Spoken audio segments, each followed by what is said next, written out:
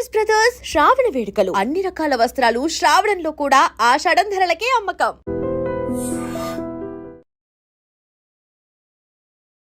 కాళ్ల పారాని ఆరకముందే ఓ నవ వధువు పెళ్లి కూతురు బలవన్మరణానికి పాల్పడిన విషాదకర ఘటన సత్యసాయి జిల్లా సోమందేపల్లి మణికంఠ నగర్లో జరిగింది.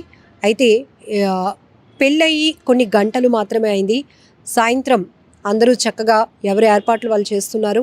ఫస్ట్ నైట్ కార్యానికి సంబంధించినటువంటి ఏర్పాట్లు అందరూ చేస్తూ ఉండగానే ఈవినింగ్ 4 గంటల ప్రాంతంలో ఆ అమ్మా నాన్నకు హర్షిత, నాన్న నాకు ఈ పెళ్ళి ఇష్టం లేదు, మీరు నన్ను బలవంతంగా పెట్టడం వల్లే నేను ఈ పెళ్ళి చేసుకున్నాను, కానీ మరి కాసేపట్లో కార్యానికి సంబంధించి ఏర్పాట్లు కూడా జరుగుతున్నాయి, ఇంట్లో ఫస్ట్ నైట్ కూడా జరగబోతోంది, ఇక నేను ఇప్పటికైనా మీ ముందు ఓపెన్ కాలేకపోతే, నా పరిస్థితిని మీకు చెప్పుకోలేకపోతే ఇక నేను నరకం అనుభవించాల్సి వస్తుంది తర్వాత అంటే, అప్పుడు ఆ హర్షిత వాళ్ళ నాన్న, అదేంటమ్మా ఇప్పటి వరకు బాగానే అయింది కదా, ఎంగేజ్మెంట్ జరిగి 2 నెలలు అవుతుంది, పెళ్ళి కూడా అంతా చాలా గ్రాండ్గా జరిగింది, ఇప్పుడు వచ్చి ఇలా చెప్తున్నావేంటి అని నచ్చజెప్పే ప్రయత్నం చేశారు. కానీ హర్షిత నాకు కొంచెం టైర్డ్గా ఉంది, నిద్ర వస్తుంది, కాసేపు నేను రెస్ట్ తీసుకొని వస్తానని చెప్పి వెళ్ళింది. అయితే ఎంతసేపటికి కూడా హర్షిత బయటకు రాకపోవడం వల్ల ఆ గదిలోనికి వెళ్ళి డోర్లు కొట్టి చూస్తే గనక ఆమె పలకటం లేదు. ఆ డోర్లు విరక్కొట్టి లోపల చూసేటప్పటికి ఫ్యాన్కి ఉరి వేసుకొని తన కూతురు కనిపించింది అంటూ ఆ తండ్రి పోలీసులకు ఇచ్చినటువంటి కంప్లైంట్ని ఆధారంగా చేసుకుని సోమందేపల్లి పోలీసులు అయితే ఇన్వెస్టిగేషన్ మొదలుపెట్టారు. ఎస్ఐ గారు చెప్తున్నటువంటి డీటెయిల్స్ ప్రకారం కూడా ఆ ఫ్యాన్కి ఉరి వేసుకొని గదిలో ఉంది తన కూతురు, ఎంత పిలిచినా పలకలేదు, డోర్లు విరక్కొట్టి చూసేటప్పటికి ఆ పరిస్థితిలో కనిపించింది అంటూ తండ్రి ఇచ్చినటువంటి ఫిర్యాదుని ఆధారంగా చేసుకొని కేసునైతే ముందుకు తీసుకెళ్తున్నా. మొదట అసలు ఏంటి ఆ అమ్మాయి బలవన్మరణానికి పాల్పడడానికి కారణాలు ఏంటి అనే దానిపైన కూడా చాలా మిస్టరీగా కొనసాగింది ఈ కేసు డీటెయిల్కి సంబంధించి కూడా.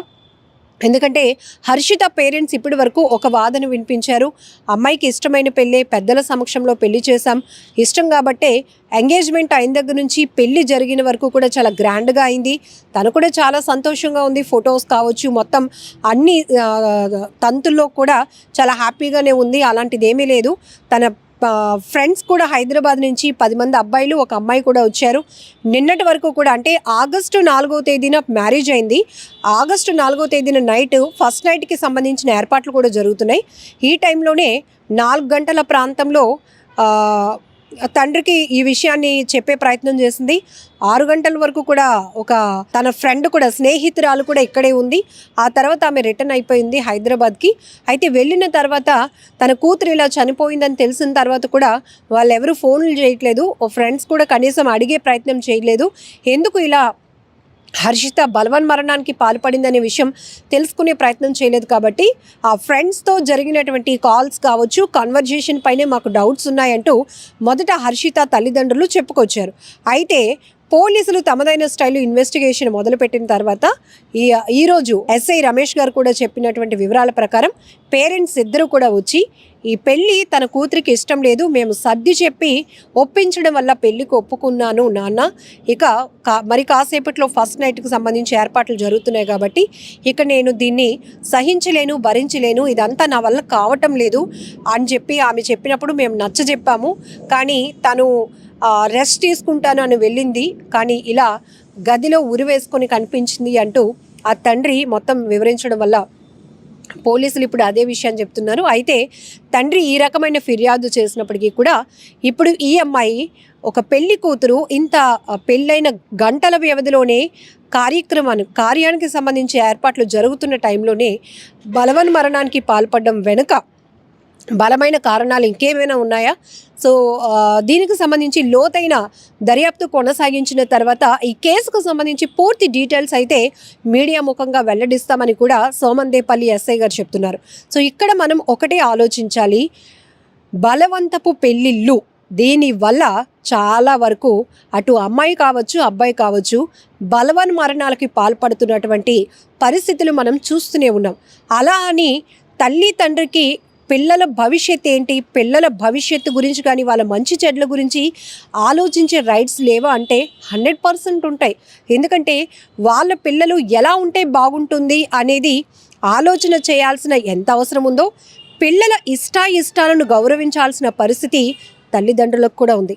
అలానే తల్లిదండ్రులు ఇప్పటి వరకు మనకి ఏం కావాలి, ఏది మంచి ఏది చెడు అని మనల్ని అడిగి పెంచలేదు. కొంత ఏజ్ వచ్చిన తర్వాత, మెచ్యూరిటీ లెవెల్స్ వచ్చిన తర్వాత మనకి ఇది బాగుంటుంది, మనం ఇది చూస్ చేసుకునేటటువంటి ఫ్రీడమ్ కావచ్చు, ఆలోచన శక్తి మనకు వస్తుంది. బిఫోర్ అంతా కూడా మనం పేరెంట్స్ పైన డిపెండ్ అయిన వాళ్ళమే. సో చిన్నప్పటి నుంచి అసలు మన గురించి మనకన్నా మన పేరెంట్స్కే బాగా తెలుస్తుంది. మన మూడ్ ఎప్పుడు ఎలా ఉంటుందో, మనకి ఇష్టమైంది ఏంటి, మనకి నచ్చింది చేస్తే మనం ఎలా ఫీల్ అవుతాం పిల్లలు. కానీ తల్లిదండ్రులకు ఉన్నటువంటి నాలెడ్జ్ యాక్చువల్గా మన మీద మనకి కూడా ఒక క్లారిటీ ఉండదు. ఇక్కడ 2 రకాల కోణాల్లో విశ్లేషణ. ఒకటి, పిల్లల పాయింట్ ఆఫ్ వ్యూలో ఆలోచన చేస్తే వాళ్ళు చేసింది రైట్, వాళ్ళు ఎంచుకునేదే కరెక్ట్ అనుకుంటారు. ఇక్కడ తల్లిదండ్రులు మేమేం చేసినా, మేమేం ఆలోచించిన పిల్లల కోసమే కదా, మా పిల్లల భవిష్యత్తు బాగుండాలనే ఒక మంచి ఆలోచన కావచ్చు, స్వార్థం కావచ్చు, అది మేము పెంచి పోషించినటువంటి పిల్లలు కాబట్టి వాళ్ళ ఫ్యూచర్ ఇలా అయితే బాగుంటుంది అని ఒక డెసిషన్ తీసుకునే రైట్ మాకు ఉంది అంటూ పేరెంట్స్ కూడా చెప్తారు. కానీ ఇలా ఎవరికి వాళ్ళు విడిపోయి వ్యక్తిగత ఆలోచనలకు వెళ్తే అనవసరంగా చాలా ప్రాణాలు బలి అయిపోయిన పరిస్థితి. కానీ ఒక అండర్స్టాండింగ్కి రావాల్సినటువంటి అవసరం కూడా ఉంది. పిల్లల ఇష్టాలని గౌరవించాల్సిన బాధ్యత పేరెంట్స్కి ఉంది. పేరెంట్స్ మన కోసం ఏం చేస్తున్నారు, అది మన మంచి కోసమే అనే పాజిటివ్గా తీసుకోవాల్సినటువంటి ఆలోచన పిల్లలకి కూడా అవసరం ఉంది. ఎందుకంటే ఈ మధ్య మనం చూస్తున్నాం అనేక చోట్ల, ఇక్కడ మనం లవ్ మ్యారేజా అరేంజ్డ్ మ్యారేజా అనే డిస్కషన్ కాదు, కానీ ఇక్కడ పెళ్ళైన కొన్ని గంటలకే కార్యానికి అన్ని ఏర్పాట్లు జరుగుతున్న టైంలో ఇల్లంతా సందడిగా ఉంది, పెళ్లి ఇల్లు ఎంత కలకలలాడాల్సినటువంటి పరిస్థితిలో ఒక్కసారిగా ఆ పెళ్లి కూతురు బలవన్మరణానికి పాల్పడింది అంటున్నట్టుగా ఎంత విషాదకరమైన ఘటన. దీన్ని ఇప్పుడు ప్రతి ఒక్కరూ చాలా పెయిన్ఫుల్గా తీసుకోవాల్సినటువంటి ఆలోచన కూడా ఉంది. ఎందుకంటే నిన్న కృష్ణా జిల్లాలో కూడా ఒక నవవధువు, తమ్ముడు సారీరా నేను ఇక్కడ నీకు రాఖీ కట్టలేనురా అంటూ ఆమె సూసైడ్ నోట్లో మెన్షన్ చేసింది.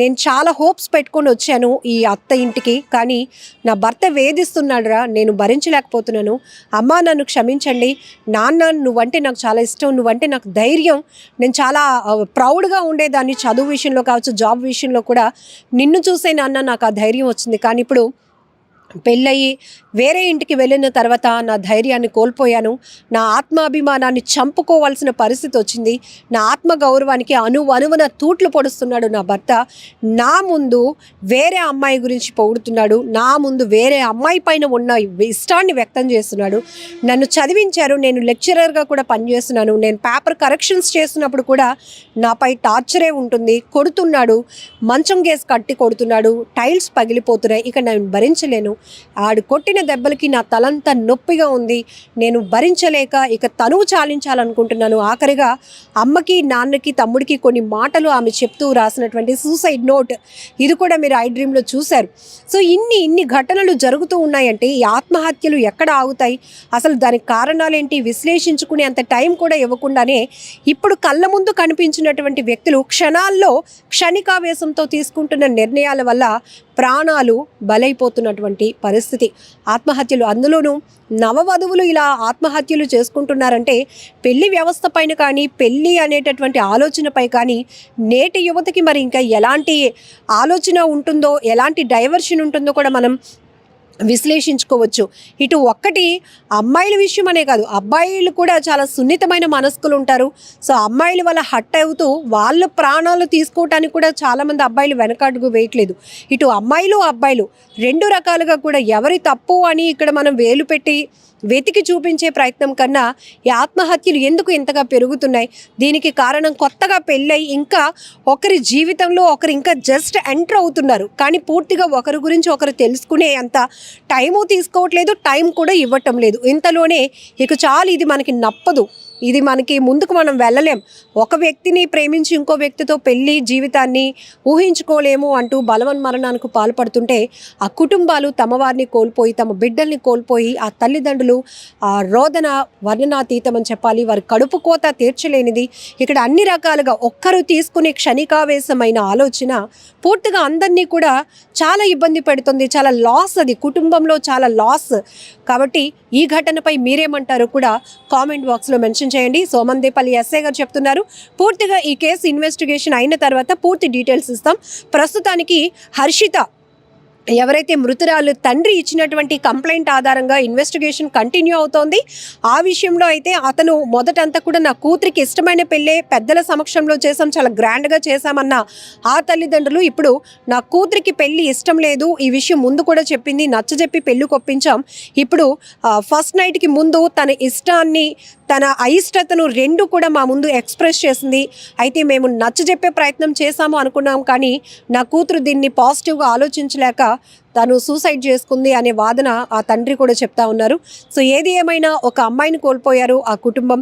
చాలా బాధాకరమైన ఘటన. నిన్నటి దినం హర్షిత అనే 22 ఏళ్ల యువతి ఉరి వేసుకొని ఆత్మహత్య చేసుకోవడం జరిగింది. ఈరోజు ఉదయం 8 గంటలకి తల్లిదండ్రులు ఇద్దరు వచ్చి, కృష్ణమూర్తి పద్మావతి అనే ఇద్దరు మణికంఠ కాలనీలో నివాసం ఉంటారు. ఇరువురు వచ్చి మాకు ఫిర్యాదు ఇవ్వడం జరిగింది. 2 నెలల క్రితం బాగేపల్లికి సంబంధించిన ఒక ప్రైవేట్ ఎంప్లాయీకి నిశ్చితార్థం చేసుకుని నిన్నటి దినం బాగేపల్లి దగ్గర కళ్యాణ మండపంలో పెళ్లి చేసుకుని అమ్మ నాన్న ఇంటి దగ్గర శోభన కార్యక్రమాలకి సాయంత్రం 4 గంటల గంట చేరుకున్నారు. చేరుకున్న తర్వాత అమ్మ నాన్నతో, నాన్న నాకు ఈ పెళ్లి ఇష్టం లేదు, నాకు ఇప్పుడే పెళ్లి చేసుకోవాలని కూడా లేదు, ఇంకా మీరు నిశ్చయించినారు కాబట్టి చేసుకున్నాము, దీనికి సంబంధించి నేను ఇప్పుడు కూడా చెప్పకపోతే ఇబ్బందులు పాలవుతానని చెప్పేసి మీకు చెప్తున్నాను, అలాగని చెప్పేసి క్యాన్సిల్ అయితే మీ పరువు పోతుందని నేను గమ్మునున్నాను అని చెప్పేసి చెప్పిందట. ఇప్పుడు అలా చేస్తే బాగుండదు అమ్మా, ఇన్ని రోజులు బాగానే ఉన్నావు, ఇప్పుడు ఇలా చెప్తే ఎట్లా అంతా అయిపోయిన తర్వాత అని చెప్పేసి మేము అడగడం జరిగింది. సరేలే నాన్న, ఏదైతే అదైతుంది అని చెప్పేసి అలసిపోయాను, కొంచెం రెస్ట్ తీసుకుంటా అని చెప్పేసి పర్సనల్ వెళ్ళి అనుకుంటా అని చెప్పి వెళ్ళింది. కొంతసేపు తర్వాత నిద్ర లేపాలని చెప్పి మా పాపను లేపితే ఎంతసేపు గడి తీయకపోయేసరికి చూస్తే తలుపు గడి ఉన్నది. గడి పగలగొట్టి లోపలికి వెళ్ళిన తర్వాత ఉరి వేసుకొని తన చీరతో ఉరి వేసుకొని చనిపోవడం జరిగింది. నిజంగా ప్రస్తుతం ఉన్నటువంటి సమాజం దేనికి ప్రయారిటీ ఇస్తుంది? ఆర్థిక సంబంధాల చుట్టూ మాత్రమే తిరుగుతుంది. మళ్ళీ ఎన్నికలంగానే చాలా విరక్తి కలుగుతాను. మంచి అనిపిస్తుంది కదా, లేడీస్ కూడా ఛాలెంజింగ్ జాబ్స్ చేసినప్పుడు చాలా బాగుంటది. ట్రాఫిక్ అసిస్టెంట్స్ గా నియమించిన ట్రాన్స్జెండర్స్ అందరితో సాల్యూట్ చేయించుకుంటున్నారు. ఫుడ్ డెలివరీ ఇవ్వటానికి వెళ్ళినటువంటి డెలివరీ బాయ్ అనిల్ పై కళ్ళ ముందు